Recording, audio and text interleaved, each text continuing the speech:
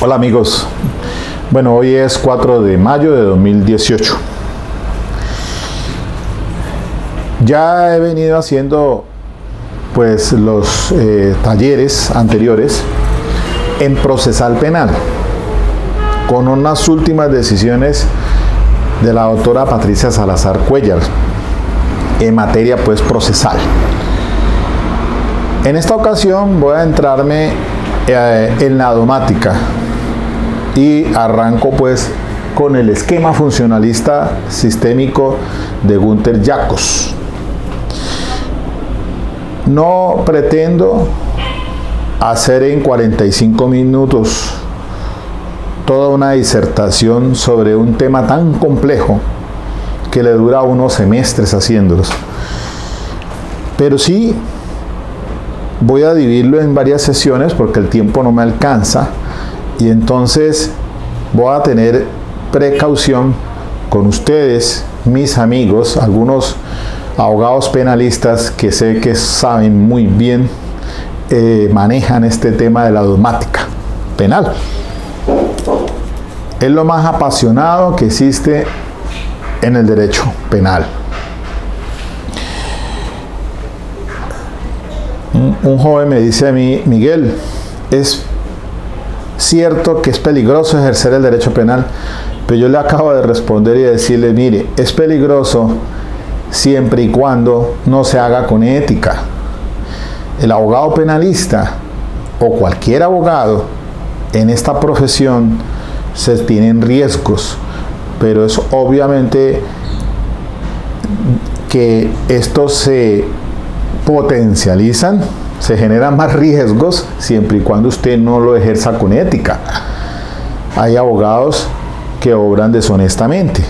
Un cliente, y no trabajamos con sino con personas con problemas, y obviamente que entonces en esos casos pues hay repercusiones cuando se trabaja deshonestamente, sin ética. Pero si se hace con claridad, diciéndole que nosotros somos de medios y no de resultados, que si hay una teoría del caso plausible a juicio oral, pues va a poder uno de pronto equilibrar esa carga que tiene el ente acusador, y los resultados podrán ser bien o buenos. Si no, pues entonces váyase por la vía de la negociación, advirtiéndole las alternativas que existen ahora en el sistema de negociación, una aceptación de cargos o unos preacuerdos a fin de minimizar entonces esos resultados adversos. La cuestión de este tema de domática del funcionalismo, así lo he titulado, son 8 preguntas aquí. Sobre esto tengo una literatura, y por lo menos en este punto, esta es una revistica de la justicia penal militar en la que yo trabajé por espacio de 20 años cuando fui juez de instrucción penal militar y terminé como fiscal penal militar aquí en Cali. Esta es de julio de 2003, pero es un artículo que escribe el profesor Eduardo Montealegre Liné, en ese entonces, él es fiscal, y se titula así: Introducción a la obra de Günther Jacobs. Recordemos que hay una sentencia también de Eduardo Montealegre Liné cuando estuvo en la Corte Constitucional, y esa sentencia pues es importante en este tema de las conductas, por lo menos en el asunto de las conductas por omisión.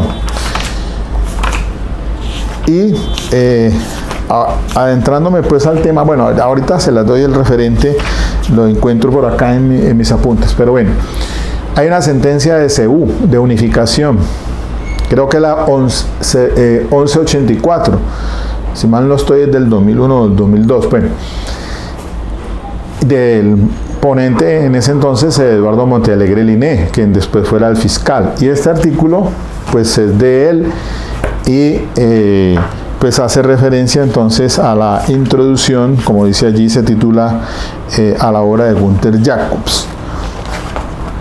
Bien, Y hay otras obras aquí que tengo de consulta también, porque yo hice mi especialización en Derecho Penal acá en la Universidad Santiago de Cali, y la monografía fue imputación objetiva. En ese entonces, en el año 2000, ya hace 18 años, pues era el tema en boga, de moda.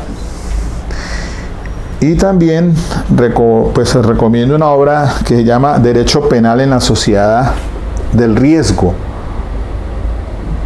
Esta obra es de Carlos Castro Cuenca, Luis Felipe Henao Cardona y Gustavo Balmaceda Hoyos, editorial Ibáñez. Entre otras obras hay bastantes pues, sobre imputación objetiva, incluso de Reyes Alvarado, de Sir Reyes Alvarado, hijo pues del maestro. Y entonces vamos por partes. Les decía que pues no pretendo en 45 minutos hacer una cátedra que se demora semestres en la especialización o en la maestría, pero sí dar unos ítems para poder entonces responder estas 8 preguntas básicas en el esquema funcionalista sistémico de Günther Jacobs. Hay otras obras, pues Teoría del Delito, y en estas pues el maestro, el paisa Nadir Agüero Betancourt, que son siempre de consulta. Bueno, miremos lo siguiente.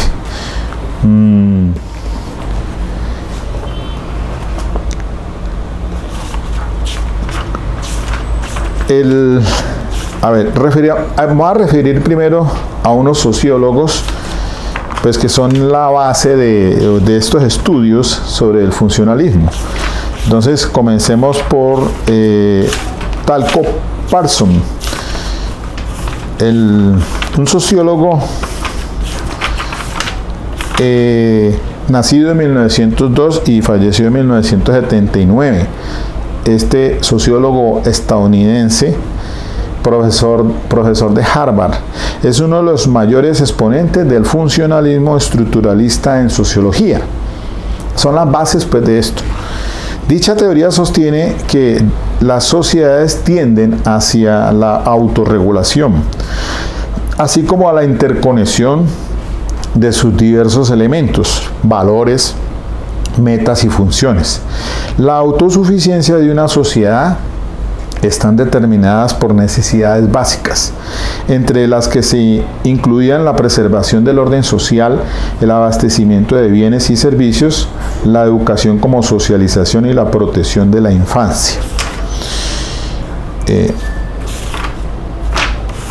Bien, ¿por qué hago referencia a Talcott Parsons? Porque también me adentro a otro sociólogo alemán, Niklas Luhmann, nacido pues en 1927 y falleció en 1998, más reciente. Estudió en 1961 en Harvard, Estados Unidos, y fue alumno de Talcott Parsons en Boston. Influyó en su modo de pensar por el pensamiento sociológico en Occidente. Niklas Luhmann. La teoría de los sistemas se estructura en torno al problema de la doble contingencia y su solución radica en la formación de estructuras de expectativas, las cuales tienen como función reducir el nivel de complejidad que las sociedades postmodernas ofrecen a las personas desde una perspectiva psicológica o individual. Doble contingencia, expresa que toda experiencia y acción social tiene una doble relevancia. Una en el ámbito inmediato de las expectativas de comportamiento, esto es, la satisfacción o frustración de lo que uno espera del otro. Y otro en la estimación de lo que representa el comportamiento propio para las expectativas forasteras o de otros. En la teoría de los sistemas es una teoría con pretensiones universalistas. Propone un punto de partida radicalmente diferente a las teorías tradicionales de la sociedad, que entienden al individuo como una unidad básica de la construcción social. No los individuos, sino las comunicaciones son las unidades constituyentes y reproductoras de los sistemas sociales. La teoría de Luhmann gira en torno al concepto de comunicación. Los sistemas sociales no están conformados por individuos ni por acciones, sino por comunicaciones. La comunicación se produce mediante medios de comunicación simbólicos generalizados, diferentes en cada sistema social, pero comparables entre sí por su carácter estructural.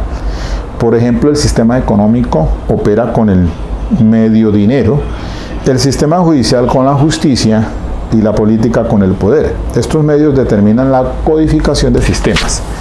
Entonces, esta recoge el concepto de autopoiesis que fuera desarrollado por dos biólogos, Humberto Maturana y Francisco Varela, y lo aplican a los sistemas sociales. Auto es sí mismo y poiesis es creación o producción. Neologismo propuesto en 1971 por estos chilenos para designar la organización de los sistemas vivos. Una descripción breve sería decir que la autopoiesis es la condición de existencia de los seres vivos en la producción de sí mismos. Los seres vivos son en particular sistemas autopoiéticos moleculares y que están vivos solo mientras están en autopoiesis. Entonces este enfoque de Maturana es sistémico, explica los sistemas vivos en términos de relaciones y no de propiedades de sus componentes. Los seres vivos son redes de producciones moleculares en las que las moléculas producidas generan con sus interacciones la misma red que las produce. Entonces, volviendo acá, los medios relevantes para la teoría de los sistemas sociales son los medios de comunicación que transforman algo improbable en algo probable. Los medios de comunicación conectan comunicaciones que de otra forma no hubieran podido encontrar conexión. Estos medios de comunicación son entonces el idioma, los medios de difusión y los medios de comunicación generalizados. Hasta allí entonces, para ir entonces comprendiendo un poco más esto del funcionalismo. El funcionalismo es una corriente teórica de las ciencias sociales que surgió en la década de 1930 en Inglaterra y está vinculada a pensadores como fueron Emilio Durkheim, un sociólogo estadounidense, Talcott Parsons, también estadounidense, y Robert Merton, entre otros. Para ir cayendo entonces en la nota, decimos nosotros que el funcionalismo, dice, la teoría funcionalista está basada en la teoría de los sistemas y supone que la sociedad se organiza como un sistema social, donde se necesitan resolver 4 imperativos fundamentales para la subsistencia: la adaptación al ambiente, la conservación del modelo y control de tensiones, la persecución de la finalidad y la integración mediante las diferentes clases sociales. Es una corriente teórica de las ciencias sociales que surgió entonces en la década del 30 en Inglaterra y está vinculada a los anteriores pensadores que les dije. El núcleo de la teoría de Luhmann son las sociedades contemporáneas. Incorpora los avances recientes de las teorías de los sistemas para explicar la complejidad creciente de las sociedades modernas. Para Luhmann existen básicamente 3 sistemas: vivos, psíquicos y sociales, que se diferencian de su propio tipo de operación y el modo que reducen la complejidad. Para sobrevivir un sistema debe establecer una relación concordante entre su propia complejidad con la del medio ambiente. Los sistemas para Luhmann son cerrados sobre sí mismos, es decir, son autorreferentes y autopoiéticos, en tanto son capaces de crear sus propias estructuras y componentes. Si ven lo que está ligado a lo que se refieren los chilenos sobre la autopoiesis, pues, en los organismos vivos. El fenómeno que observa Luhmann es la diferenciación progresiva de las sociedades a lo largo de su evolución temporal en diferentes subsistemas sociales. derecho, política, economía, educación, religión, etc. Estas especializaciones son modos eficaces de reducir la complejidad y se caracterizan por ser todos ámbitos de comunicación. Entonces la sociedad engloba al conjunto de las comunicaciones. Este es un punto crítico en la teoría de Luhmann. La sociedad no está compuesta por individuos, sino por comunicaciones. Los seres humanos son un sistema más y son el entorno del sistema social. Entonces, la teoría general de los sistemas no busca solucionar problemas ni proponer soluciones prácticas, pero sí producir teorías y formulaciones conceptuales que puedan crear condiciones de aplicación en la realidad empírica.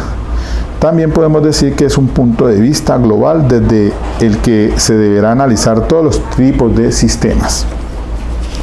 Recordemos muy bien que los esquemas, el clásico, el esquema neoclásico en cuestión de teoría del delito, después entonces el finalismo de Hans Belzec y ahora entonces el funcionalismo, y todos ellos, estos pensadores en esta teoría del delito, que quizás pues deba hacerse en otro espacio porque por cuestión del tiempo no alcanzaríamos a explicar, pero sí me podría decir lo siguiente en relación pues con de lo que estamos trabajando.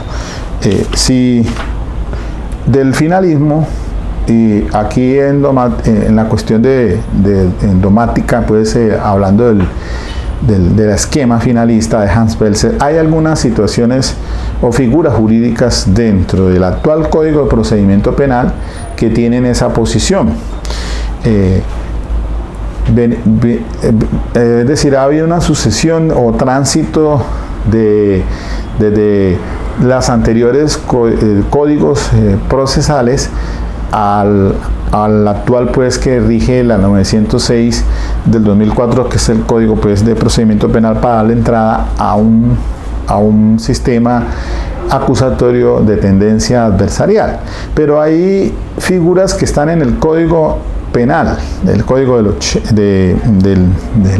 2000, la Ley 599 del 2000, que es el Código Penal, pero antes veníamos pues con el Código Penal del 80, y antes de ese el del 36, y así tenemos ha habido pues unos decretos que procesal penal, pero en cuestión en materia de codificación penal, de penas, Código de Penas, pues el referente actual pues es la Ley 599 del 2000, hace 18 años. Entonces hubo una influencia en esa transición del esquema del clásico, del esquema neoclásico al finalismo. Entonces con la entrada en vigencia por el tratadista, el maestro Hans Belzec, el padre del finalismo, la teoría estructurado pues como la acción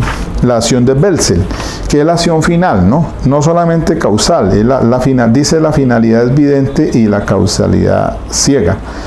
Belzec decía, todo dolo de tipo es una voluntad finalista de una acción, pero no toda finalidad es un dolo de tipo. Acción final es el género, acción dolosa es la especie. Dolo es saber y querer, la realización del tipo. Es un dolo neutro o avalorado, porque la conciencia de la antijuridicidad hace parte del juicio de reproche, que es en el que consiste la culpabilidad. El contenido de la voluntad, algo querido que los clásicos lo estudiaban en la culpabilidad, para el finalismo es el dolo avalorado. El valor o desvalor de la acción viene determinado por el contenido de la voluntad. Y entonces, también en relación con el concepto de antijuridicidad, el desvalor de acto, que es la acción humana valorada en sí misma sin consideración a su resultado, y el desvalor del resultado, que es la acción humana valorada por sus logros o según lo que alcance. Entonces, lo injusto no se agota en la causación del resultado, o sea, la lesión al bien jurídico. Está desligado en su contenido de la persona de autor, sino que la acción es antijurídica como obra de un autor determinado. El fin que el autor al hecho objetivo, la actitud en que lo cometió, los deberes que lo obligaban a ese respecto. Todo eso determina de un modo decisivo lo injusto del hecho junto a la eventual lesión del bien jurídico. La antijuridicidad es siempre la desaprobación de un hecho referido a un autor determinado. Lo injusto de la acción referido al autor es injusto personal. Y entonces, para el finalismo, entonces, la antijuridicidad es siempre la desaprobación de un hecho referido a un autor determinado. Lo injusto de la acción referido al autor es injusto personal. El funcionalismo, entonces, dice, lo que protege el derecho penal son los mecanismos que permiten mantener la identidad de la sociedad, es decir, las expectativas fundamentales para su constitución. Es un concepto normativo, la vigencia de la norma.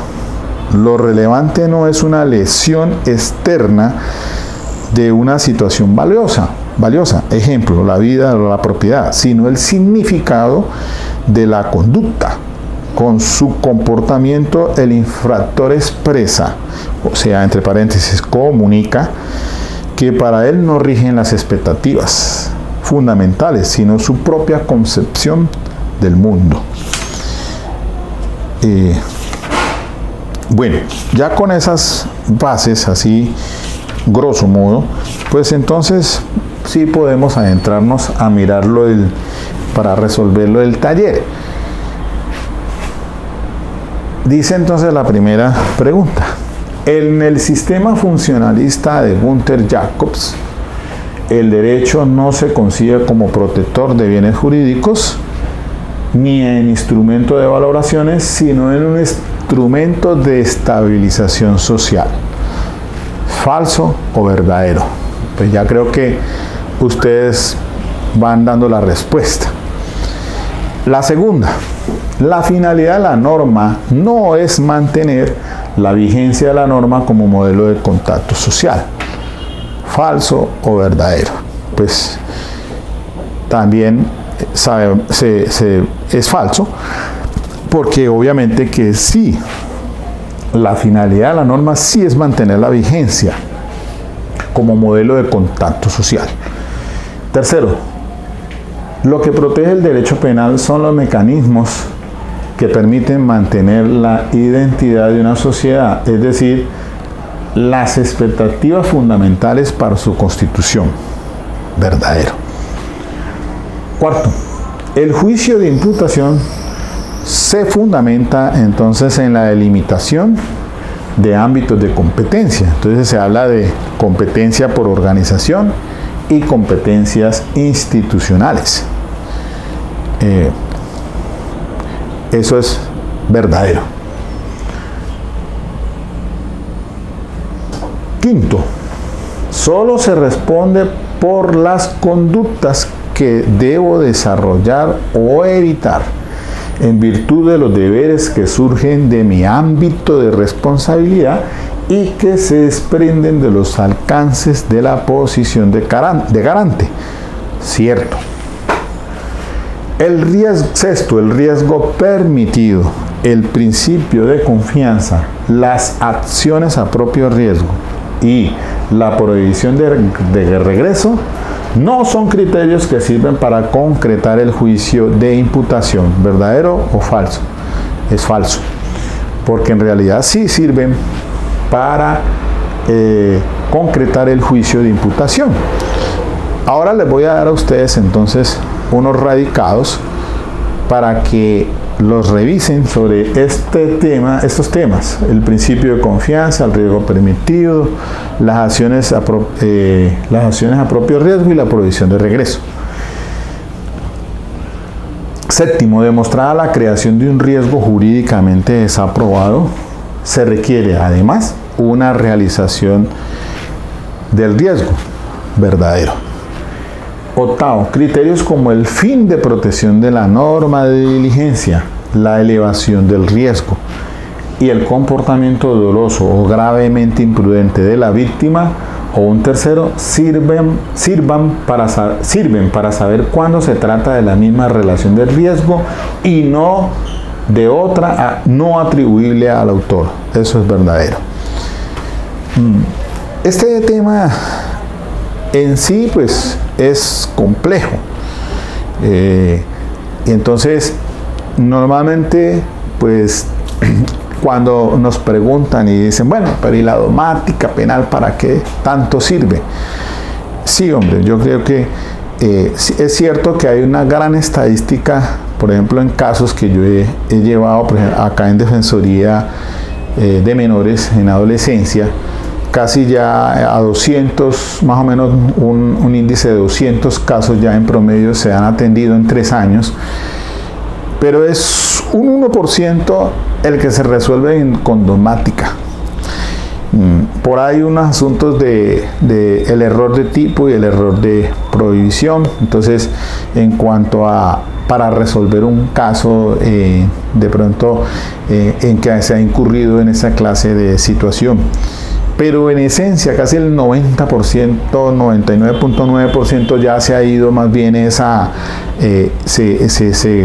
dan porque no se resuelven en domática penal, porque es un asunto en el que esos comportamientos delincuenciales obedecen más al orden de la problemática social. Sin embargo, hay otras clases de situaciones, y ahora vamos a ver esto con el asunto de las sociedades de riesgo, que ya son de conductas de globalización, digámoslo así. Hoy por hoy, pues hay una serie de conductas que se transnacionalizan, digámoslo así, a nivel internacional. Entonces, pero eso es hay conductas que obedecen ya a otras expectativas que se quebrantan.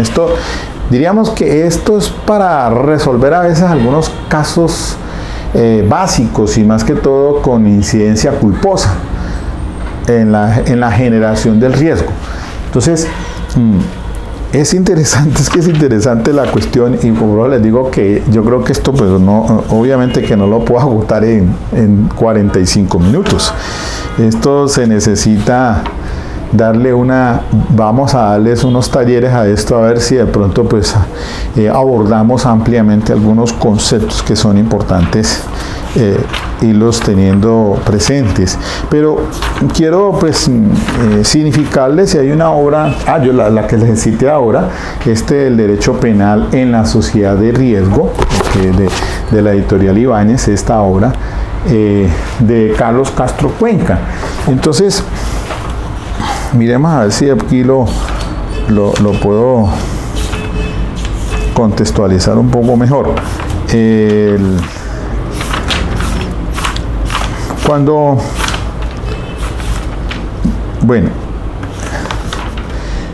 Adentrándonos a la acción,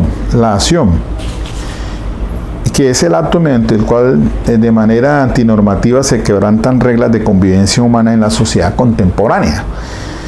Entonces, aquí, tomando como referencia pues el derecho penal en la sociedad de riesgo de Carlos Castro Cuenca y los otros, se dice que en esta obra la sociedad de riesgo se identifica el modelo social postindustrial como una sociedad del riesgo o sociedad de riesgos, una sociedad en la que los riesgos generan daños globales, no calculables y habitualmente irreparables, que producen efectos en todos los ciudadanos y que nacen de decisiones humanas. Es la expansión del derecho penal. Amplía los espacios de riesgos jurídicamente relevantes. Una valorización diferente de las que ya existían. Entonces, es decir, que no solamente nos enfocamos a conductas como el de atentados contra la vida o el homicidio, las lesiones personales, los hurtos, delitos contra los patrimonios, sino que ya hay otras figuras jurídicas y allí sí tienen un referente dentro de este esquema funcionalista para abordarlo, sobre todo con esa distinción de cuando se habla de competencia por organización, los riesgos que se generan por competencia por organización y las competencias por institución o institucional. Uno son los deberes cuando yo creo ese riesgo jurídicamente desaprobado, como cuando por ejemplo en el andén de la casa abro un hueco y no tomo las precauciones como tal y alguien se va al hueco y se mata. Entonces estoy creando un riesgo jurídicamente desaprobado y de pronto pues ese resultado me lo pueden imputar. Ya estaríamos hablando entonces dentro de esa competencia por organización. Y la competencia institucional obedece a ciertas situaciones o posiciones de garante que se dan, por ejemplo, ostentar la condición de un educador o de ser o del rol que se da como padres e hijos. Y entonces allí se desarrolla, es el artículo 25, ¿no? De nuestra ley 599, la que aborda el tema. Cuando se le da lectura y dice la acción y omisión, ¿no? O sea, la conducta punible puede ser realizada por acción o por omisión. Quien tuviera el deber jurídico de impedir un resultado perteneciente a una descripción típica y no la llevare a cabo, estando en posibilidad de hacerlo, quedará sujeto a la pena contemplada en la respectiva norma penal. A tal efecto se requiere que la gente tenga a su cargo la protección en concreto del bien jurídico protegido, que se le haya encomendado como garante la vigilancia de una determinada fuente de riesgo conforme a la Constitución o a la ley. Y dice lo siguiente: son constitutivas de posiciones de garantía las siguientes situaciones. Entonces allí hay 4 numerales. La de asumir voluntariamente la protección real de una persona de una fuente de riesgo dentro del propio ámbito de dominio, cuando existe una estrecha comunidad de vida entre las personas, cuando se emprenda la realización de una actividad riesgosa por varias personas, cuando se haya creado precedentemente una situación antijurídica de riesgo próximo para el bien jurídico correspondiente. Y advierte el parágrafo que los numerales 1, 2, 3 y 4 solo se tendrán en cuenta en relación con las conductas punibles delictuales que atenten contra la vida e integridad personal o la libertad individual y la libertad y formación sexuales. Es decir, está restringida a esos 3 eventualidades punibles delictuales. Entonces aquí se aborda pues lo que pues conocemos como la acción y la omisión, pero eso ya lo iremos desarrollando más adelante cuando hablemos de este tema. Pero para ir adelantando entonces que allí encaja esto de la competencia por organización y competencia institucional, más en la competencia institucional, en cuanto a que ese juicio de imputación se lo delimitan son los ámbitos de competencia que surgen, entonces, como decimos acá, que surgen de mi ámbito de responsabilidad y se desprenden de esa posición de garante. Entonces, les dije aquí que les voy a dar unos radicados de una vez para que lo vayan sobre la cuestión de posición de garante, que son importantes que lo tengan presente. En la posición de garante está, por ejemplo, el radicado 25536 del 27 de julio del 2006 del doctor Álvaro Orlando Pérez Pinzón. También en un caso de homicidio culposo y negligencia médica habla de imputación objetiva y coautoría, y es el radicado 27388, ese es del 8 de noviembre del 2007 del doctor Julio Enrique Socha Salamanca. Los daños ocasionados por animales domésticos es el radicado 26409 del 4 de febrero del 2009, ponente el doctor Sigifredo Espinosa Pérez. De la omisión impropia o comisión por omisión, allí hay 3 radicados en ese tema. sobre la concurrencia de riesgos, el 23157 del 30 de mayo del 2007, el 28017 del 14 de noviembre del 2007 y el 28441 del 2 de julio del 2008. Omisión impropia o comisión por omisión. Bien, la sentencia que les decía al principio del doctor Montealegre Liné es la sentencia de unificación 1184 del 2001. Sí, en virtud del principio de igualdad, cuando la acción y la omisión son estructural y axiológicamente idénticas, las consecuencias deben ser análogas. Si la conducta activa es ajena al servicio, también deberá serlo el comportamiento omisivo. Esto se refiere a un caso de la justicia penal militar. Bueno, para complementar entonces, mire, sobre la prohibición de regreso, este tema ¿qué es eso de prohibición de regreso? Como figuras o criterios que sirven para concretar el juicio de imputación. El radicado 12742 del 4 de abril del 2003 del doctor Álvaro Orlando Pérez Pinzón. Sobre el principio de confianza y autopuesta en peligro, o sea, las acciones a propio riesgo, el radicado 22511 del 11 de mayo del 2005. Y hay otra casación también, otra radicado 20926 del 27 de octubre del 2004. Entonces, el principio de confianza sobre la prohibición de regreso, que son temas entonces, criterios para concretar el juicio de imputación, que es importante revisarlos, pues, mis queridos amigos, en este taller pues que estoy adelantando en materia de domática. Miren, hay esto de sobre imputación objetiva.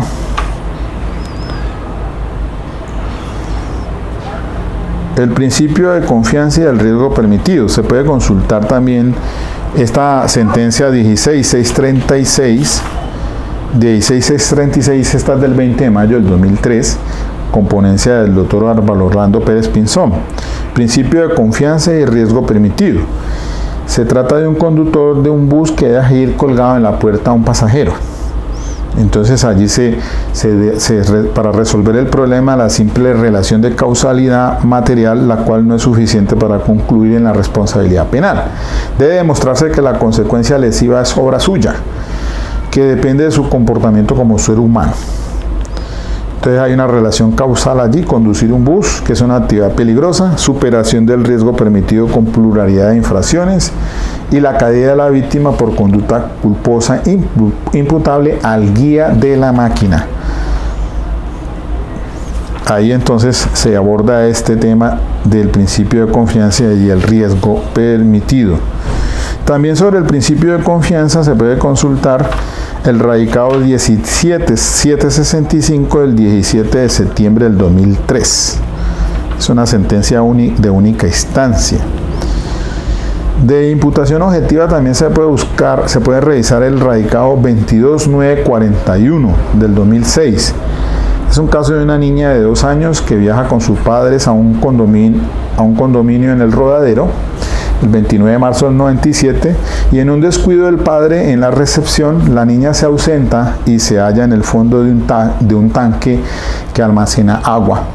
Ordenada por la administradora diariamente, la administradora ordenaba diariamente la apertura para niveles líquidos, y es allí entonces cuando se da esta situación. Entonces, en materia de imputación objetiva,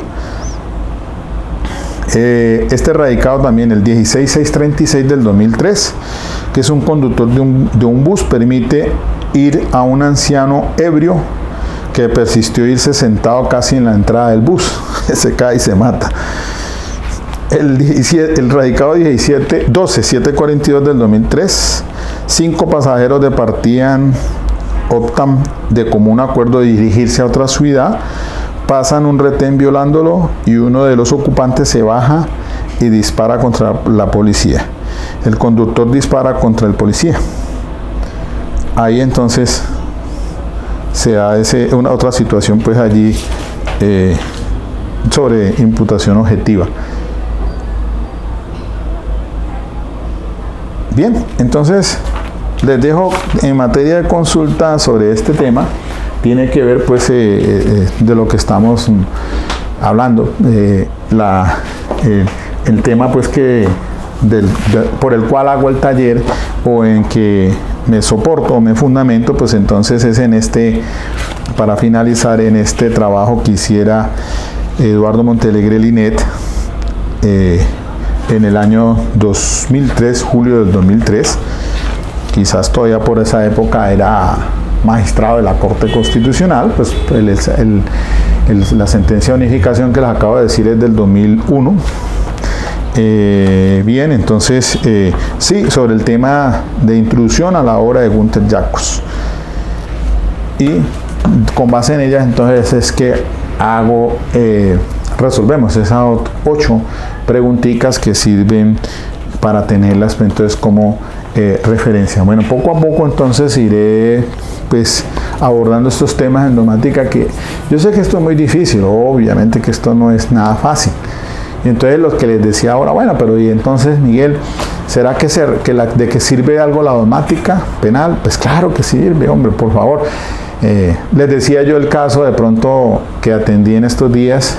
2 muchachos vienen con 15 kilos de marihuana en un automotor, ven un retén, el conductor en lugar de le hacen señas de que se detenga al conductor o que se reduzca la velocidad de la cosa, y el conductor del vehículo, en lugar de reducir velocidad, lo que se sale es un poco de la vía, coge el carril contrario, pero se sale a la berma y allí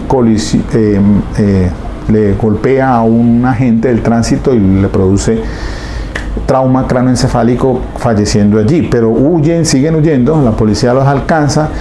El pasajero, que no iba de copiloto sino en la parte trasera, abre la puerta y bota a la vía o saca a la vía los 15 kilos de marihuana, y luego son capturados. Entonces el fiscal hizo imputación de cargos a los 2 por homicidio agravado.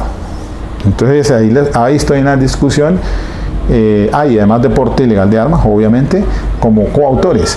Entonces ahí estoy en charlas, conversaciones con la fiscal especializada aquí de Cali, que tiene el caso, y le digo, mire, para mi cliente, que es el que iba de copiloto allí, pues no existe responsabilidad penal por homicidio agravado. Quizás el que debe responder por el homicidio culposo, en esos términos, es el conductor del vehículo y el porte, además, como coautores, pero no la persona que estoy representando. ¿Por qué? Porque en domática penal pues esto sí viene en colación. En los homicidios culposos, para empezar, no hay coautoría. ¿Hasta dónde habrá complicidad? Pero entonces ahí es donde viene entonces el tema de la domática. Pero pueden ser coautores de un homicidio agravado, y menos porque la intención no iba dirigida a echarle encima, excúsenme la expresión, el vehículo a quien le hacía señales. A veces no es que lo colisionó, sino que se sale el conductor, hace una maniobra tratando de no detener el vehículo y se sale a la berma y allí golpea al agente de tránsito, que desafortunadamente falló por el impacto y sigue huyendo.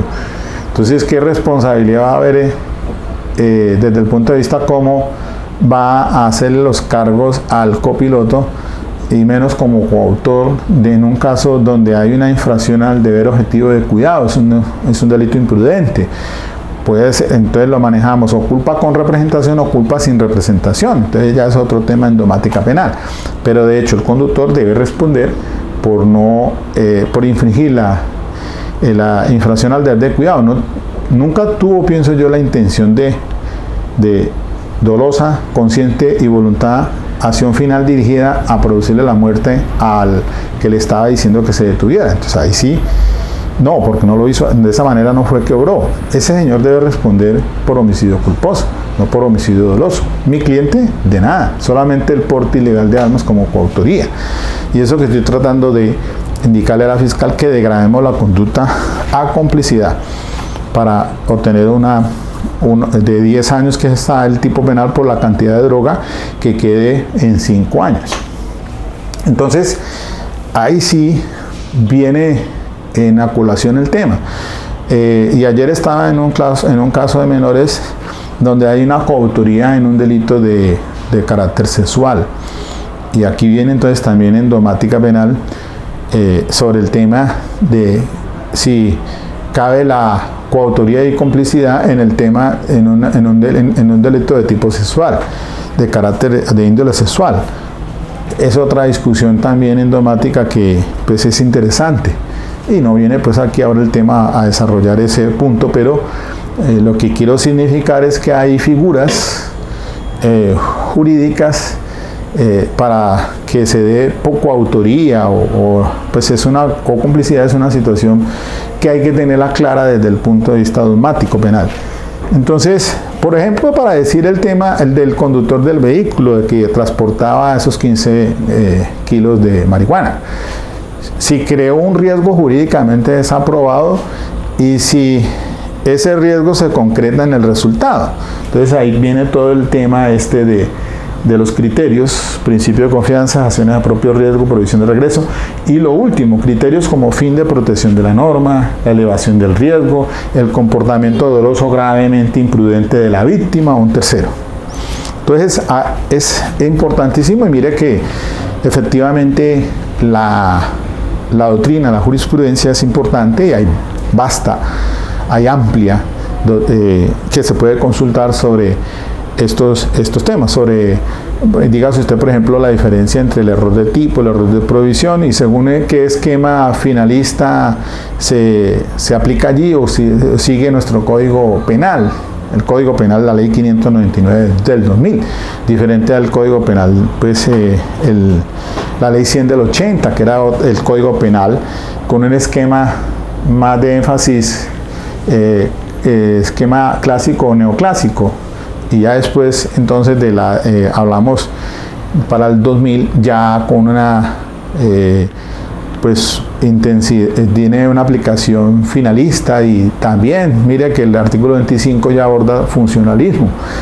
Entonces, aunque siempre hemos dicho que la dogmática es constitucional, sí, claro que sí, la dogmática nuestra es constitucional, pues de nuestra código, bueno, nuestra constitución política del 91, que tiene ese énfasis entonces para darle esta aplicación aquí tan interesante. Entonces estos son temas que vamos a ver de qué manera trato de hacer lo más preciso, digámoslo así, con algunas equivocaciones, puedo admitirlo, pues yo pues no puedo decir pues que habrá un margen de error, alguna cosa de estas. Ustedes allí que son espectadores pues me darán las correcciones, yo sé. Hay personas, amigos míos de este canal, que son los primeros en hacerme las correcciones del caso y se los agradezco. Obviamente, para eso estamos aquí. Esto que hago, pues es con esa finalidad de difundir un pensamiento que les sirva, ¿no? En la práctica. Bueno, mis queridos amigos, dejemos hasta aquí nomás. Ya por cuestión del tiempo, estos 50 minutos, ha dicho que 45, pero ya estoy en los 50 y dejemos aquí pues este tema de este fin de semana y dejamos pues para otro espacio. Ok.